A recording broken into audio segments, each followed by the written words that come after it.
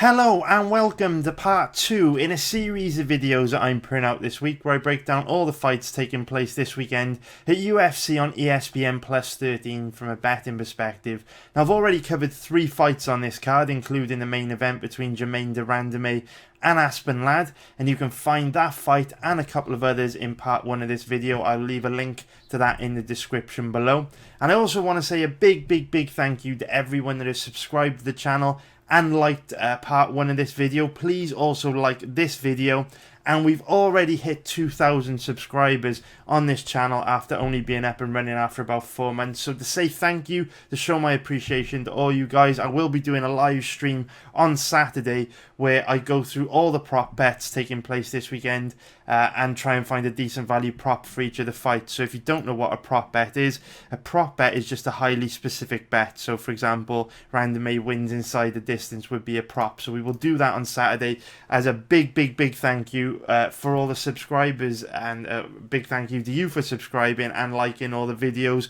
I really appreciate it. And this has been the busiest week in MMA I can ever remember, to be honest, and it just goes to show that the sport is growing. On Tuesday night we had Dana White's Contender Series. Tonight, which is Thursday, we've got PFL. Tomorrow night we've got Bellator, and then Saturday night we've got UFC. So a massively busy week for MMA. It's really annoying that all these events are taking place in the same week because there's only so many hours in the day, and I wish that I could research all these fights, but it's just impossible. There's just not enough time. I wish I could clone myself.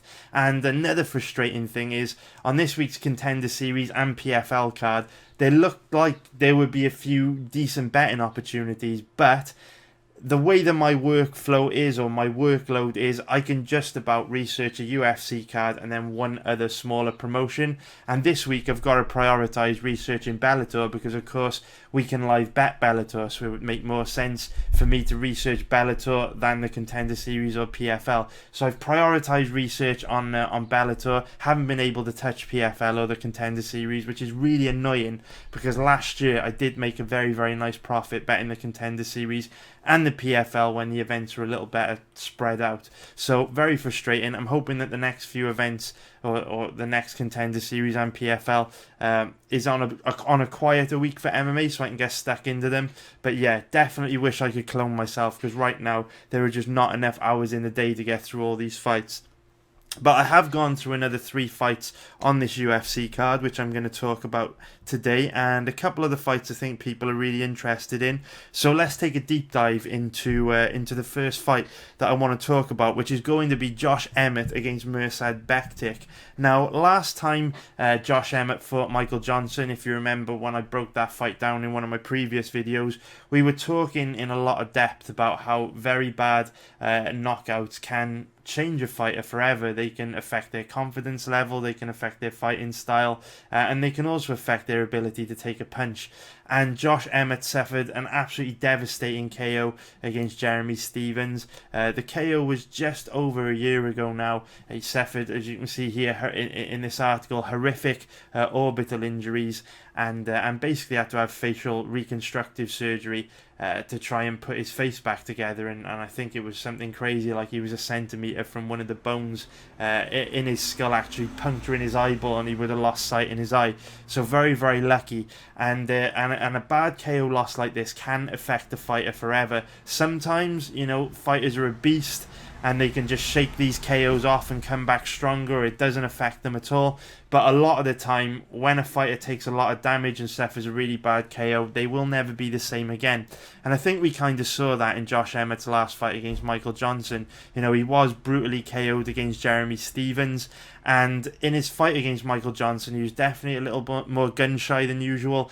Definitely not as aggressive as usual, but then after being down 2 rounds going into the 3rd round and needing a finish, he managed to catch a flash KO out of nowhere and win the fight with 46 seconds left to go, which was heartbreaking for me because I had quite a big live bet on Michael Johnson at around about even money. So when that big overhand right landed, it was heartbreaking. So Josh Emmett, definitely one of those guys that was affected by a very bad KO. But it will be interesting to see if he's back to his best in this fight against Bektic.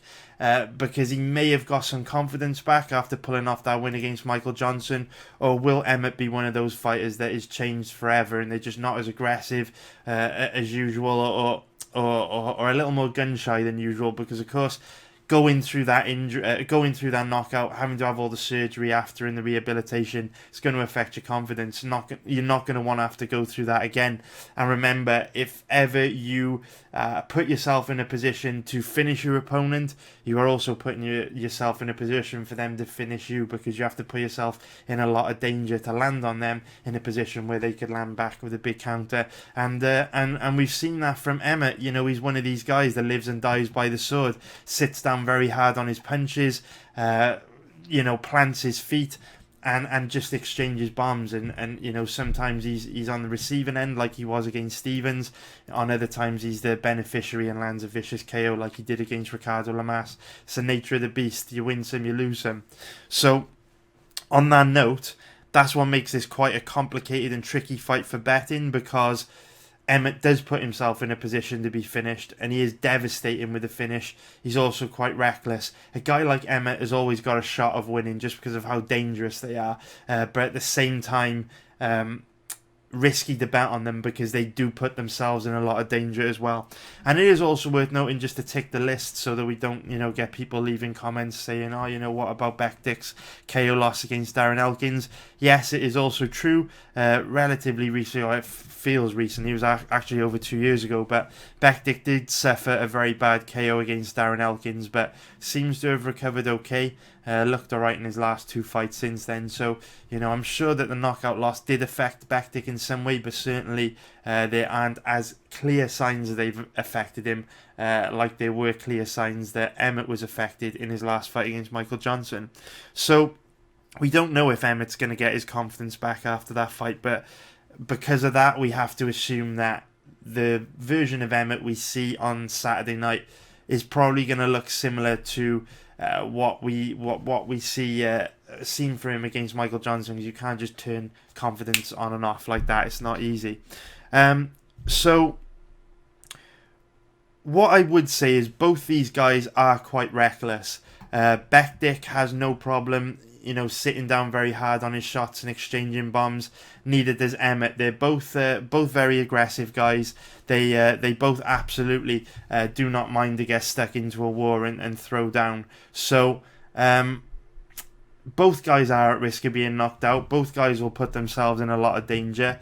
What I would say, though, is that Emmett is a lot more dangerous. Bektic, not really known for his knockout power. I mean, this finish with strikes was very strange here. As you can see, in the UFC, since he made his UFC debut against Chaz Skelly, he's only really got one win by knockout in his 7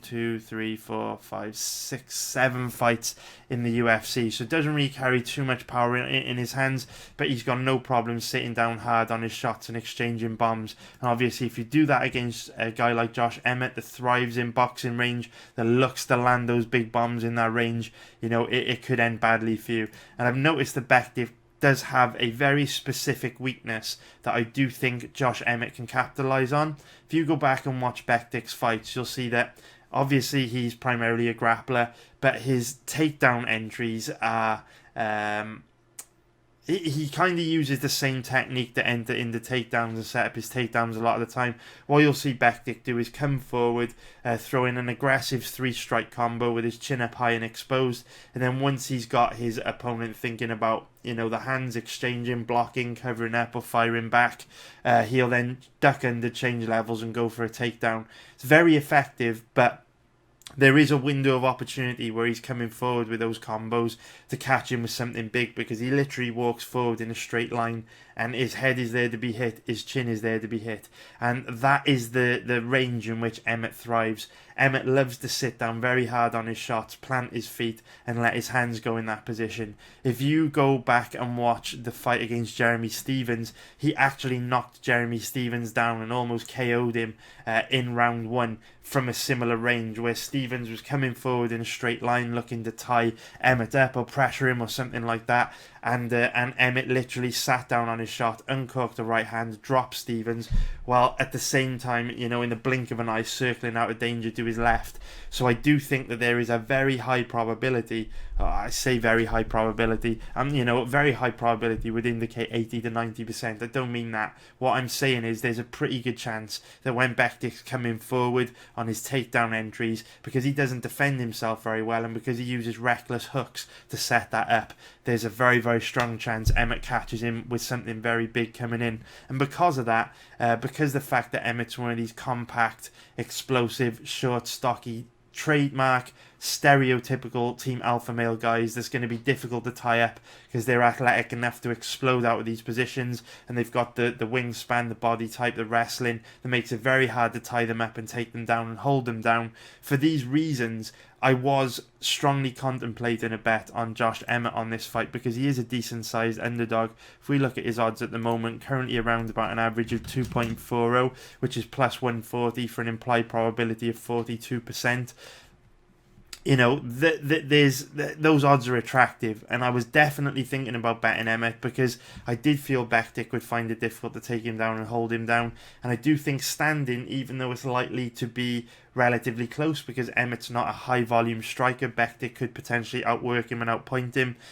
The risk standing is much greater for Bektic than it is for Emmett, because Bektic's striking defense isn't great and he's quite reckless, whereas Emmett's a little bit difficult, a little bit harder to hit. His footwork's very good, you know, striking defense much better.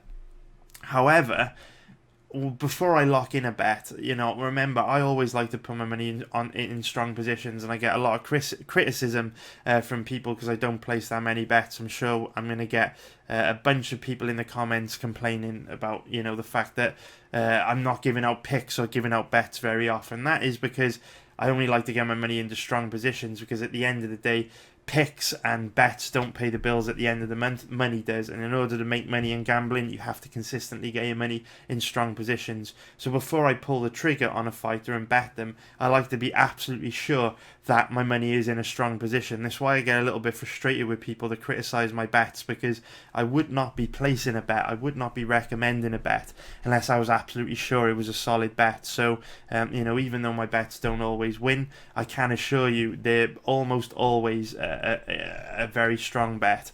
So before locking in a bet on Emmett, I kind of wanted to be absolutely sure he would be a good bet. So I went back and watched his fights from a little further back in his career, which I wouldn't typically do. Usually I only watch the last 3 or 4 fights from a fighter, because obviously fighters are continually improving. If you go any further back than that, you know, you could be judging a fighter based on skills, weaknesses, strengths that aren't relevant anymore. But for this particular bet, I did go all the way back and watch Emmett's fight against Scott Holtzman back in December 2016.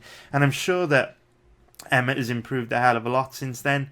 You know, this was only his second fight in the UFC, but there were a lot of red flags in this fight, because Scott Holtzman's not a particularly strong wrestler. In fact, he's primarily a kickboxer, and yet he was able to take Emmett down quite easily, and also able to hold him down. And where I also noticed that after, you know, just one round of grappling with Holtzman, Emmett did slow down a lot. He gassed quite bad. So that was a definite red flag for me, and enough for me to pass on Emmett, simply because he definitely didn't look the same against Michael Johnson. Absolutely didn't look the same.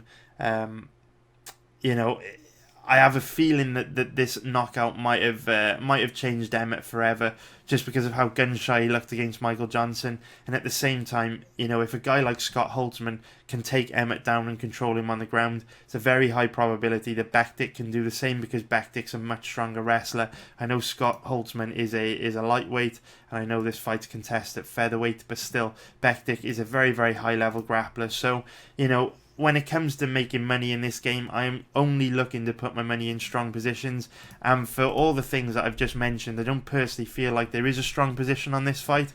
I wouldn't bet Emmett, because, you know, he has shown that if in the past he has shown that if you do tie him up and take him down or make him work for takedowns, he does tend to slow down quite fast. Now, he might not be like that anymore. He might have improved a hell of a lot since the Holtzman fight, but until we see it different, we have to assume that's still the case. So Emmett's not a safe bet, and Bektic's also not a very good bet, because obviously he is a favourite, and like I've described, his striking defense isn't great in his takedown entries. He's very reckless, so he is wide open to being KO'd.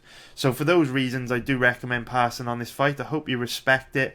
I'm sure there are going to be some dummies in the comments that will criticize me and tell me that they are super confident in one guy or the other for whatever reason they make up.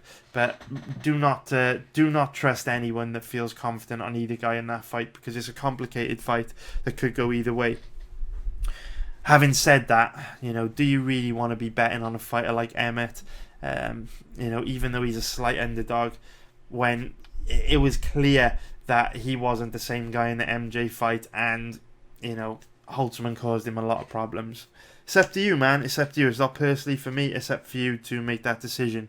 So then the next fight that I want to talk about is going to be Cesar Ferreira against Marvin Vettori. So another complicated fight. I'm always on the hunt for strong positions, and again, right off the bat, I don't think there is a strong position on this fight. If we look at the current odds, we have got, let's take a look, where are we? Cesar Ferreira is currently at around about a 2.30 underdog, which is plus 130 for an implied probability of 43%. Then we've got Marvin Vettori at around about 1.70, which is minus 143 for an implied probability of 59%. So roughly a 60-40 fight in favour of Vettori in the bookies' eyes. And I mean, from a technical point of view, Cesar Ferreira is better than Marvin Vettori everywhere. He's a very strong wrestler, a higher level MMA grappler, and technically speaking, a much higher level striker as well. The problem with Cesar Ferreira is that he always tends to struggle if he can't take his opponents down and hold them down. He's got very, very good offensive wrestling. Ferreira's one of those guys that started off as a BJJ guy, but he's actually developed very strong wrestling, and if he can get you down, put you on your back, he's very heavy from top position. And that's interesting because Marvin Vettori has excellent takedown defense, but if you can put him on his back, he is very weak off his back. So I think if Ferreira can get him down, he should have quite a lot of top control. The problem with this fight is that Ian Heinisch has very, very, very, very bad takedown defense. Now, Heinisch is one of these very bad fighters that a lot of people are high on, but trust me, Heinisch has very bad takedown defense, and he didn't really make Ferreira work that hard at all for takedowns in Ferreira's last fight, and yet Ferreira still slowed down quite a lot in the third round. Vettori's takedown defense is excellent, and I do feel he will make Ferreira work very, very hard for takedowns. So if Ferreira slowed down a lot in the third round when not really being forced to work that hard for many takedowns against Heinisch, it's very possible that Ferreira could gas himself out hunting for takedowns against Vettori and not really achieving a lot because Vettori is so difficult to take down. It's also worth noting that Vettori is training at King's MMA with some of the best fighters in the world. He is a very decent level on the ground, and he's getting better from fight to fight. He's only 25 years old.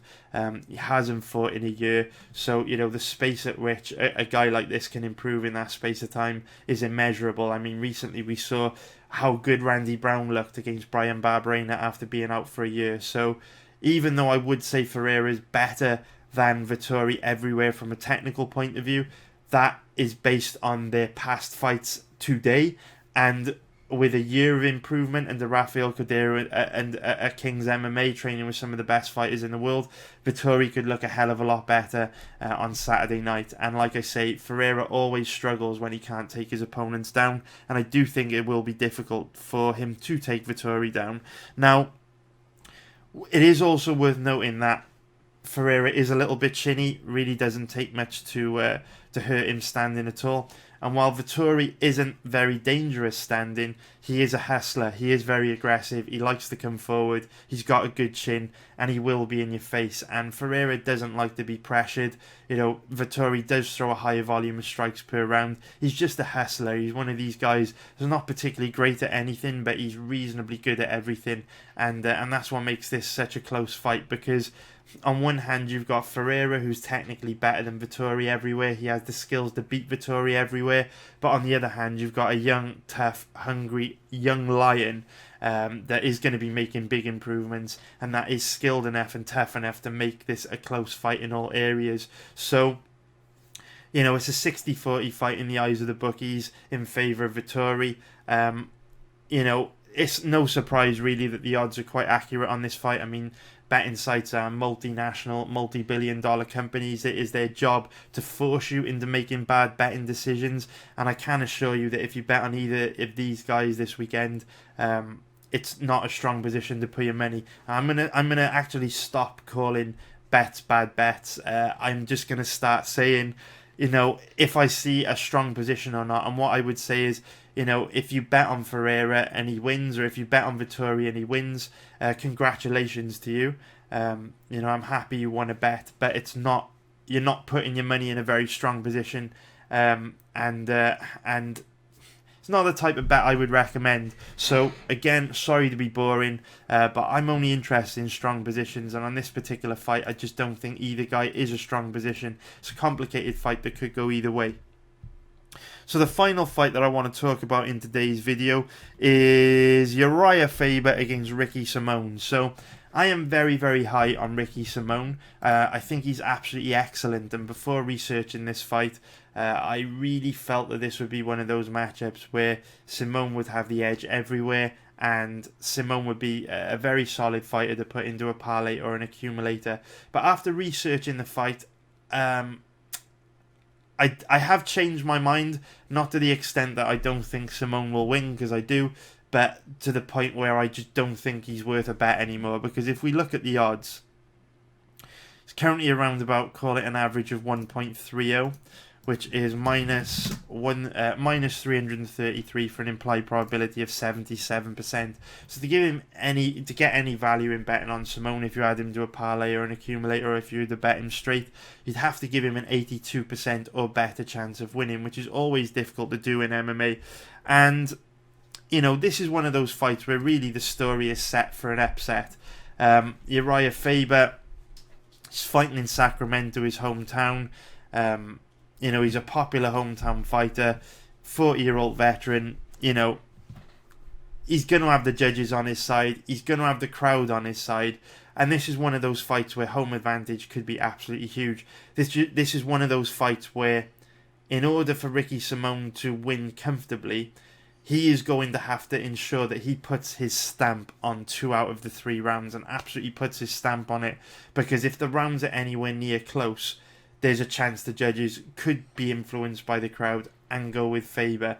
And that's what's interesting about this fight, because while I do think Ricky Simón edges Faber everywhere, I do think he outstrikes him, what I would say is that Simón doesn't really have the skills to put his stamp on rounds as it stands today. Because if we're being realistic, what are the easiest ways to put your stamp on a round? Well, you know, you can take your opponent down and control them. That's very unlikely, because even at 40 years old, Uriah Faber is going to be difficult to take down and hold down. And Simón's not the best offensive wrestler. He's okay. He's not the best. And remember, with Simón's body type at 5'6", the 70-inch reach, that's the exact type of guy that trains at Team Alpha Male. You know, the exact type of guy that Faber's been training with and rolling with every day for the last 20 years. So I don't think from a grappling point of view, Simón's going to cause Faber too much of a problem.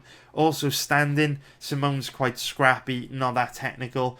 And while I do think he outlands Faber, because Faber is not particularly effective with his striking, he doesn't really land that much at all, I'm not sure if it's going to be a wide enough margin to absolutely put his stamp on the round.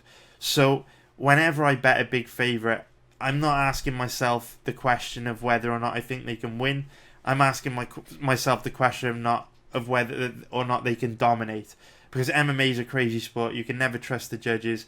And if you ever bet a big favourite, they should blow their opponent out the water and win beyond all reasonable doubt. And hand on heart, I can't feel that confident in Ricky Simón, just because I don't feel like he has a huge advantage anywhere. And for a fighter to command these type of odds, they really should have a big advantage everywhere. Because what we're basically saying is, with an implied probability of 78%, he has almost no way to lose. And I don't feel that way. But just to cover off the Uriah Faber side of the coin, it is very unlikely that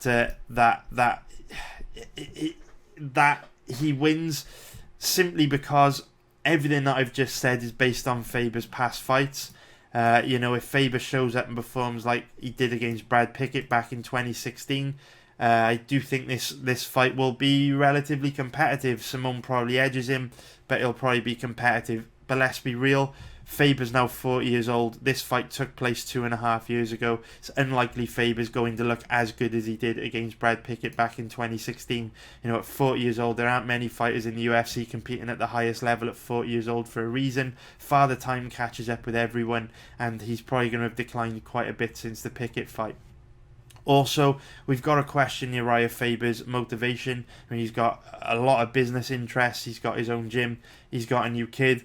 Why come back and fight? He said this because, if you go and watch this fight, I can't actually play it in the video because UFC are very, very strict on their copyright rules. So if I were to play a clip from this video would be flagged for copyright. But if you go to the UFC YouTube channel and watch this video that Uriah Faber did for the UFC, it's only a 4-minute interview. I recommend checking it out. But it helps you gain some kind of impression as to where Faber's headspace is at the moment. There is another video for you to watch. If you watch this one from a couple months ago, this is another good video to watch with Dan Hardy.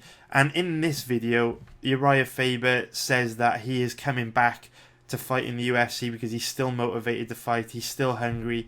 He's still competitive with guys in the gym, and he wants to go for another title run. So that's all well and good.